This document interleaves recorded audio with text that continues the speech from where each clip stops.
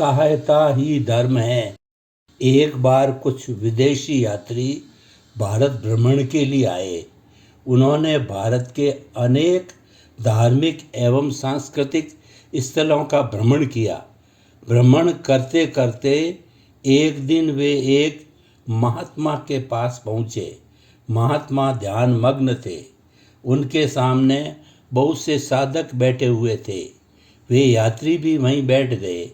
कुछ समय बाद महात्मा ने अपनी आंखें खोली और सामने बैठे लोगों को देखा। इसके बाद कुछ साधकों ने अपनी अपनी जिज्ञासाएं महात्मा के समक्ष रखी। महात्मा ने उन सभी जिज्ञासाओं का समाधान बड़ी ही शांत मुद्रा में उनको बताया।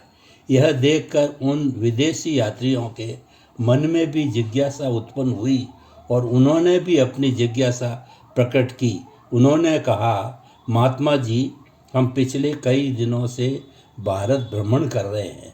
जहाँ भी जाते हैं वहाँ पर लोगों के मुख से यही सुनते हैं कि धर्म करना चाहिए, धर्म ही सब कुछ है, इसके अतिरिक्त कुछ नहीं। लेकिन हमारे यहाँ तो ये धर्म नाम की कोई चीज़ होती ही नहीं।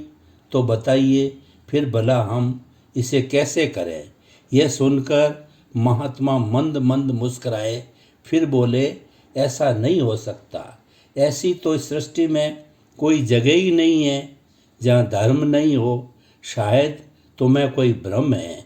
इसके बाद महात्मा बोले, अच्छा आप मुझे एक बात बताइए, अगर आप कहीं जा रहे हों और आपके सामने कोई दुर्घटना हो जाए, किसी व्यक्ति को चोट लग जाए, उसका रक्त बहने लगे, तो आप क्या करेंगे?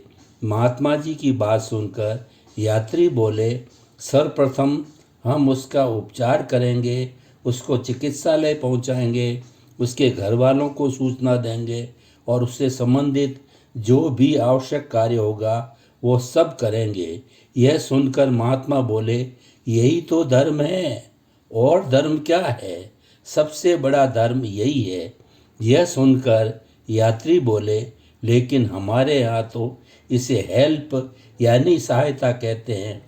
पर अब समझ में आ गया कि सहायता ही धर्म होता है।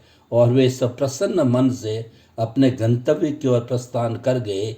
इस प्रसंग से हमें यह प्रेरणा लेनी चाहिए कि सबसे बड़ा धर्म होता है प्राणी मात्र की सहायता करना।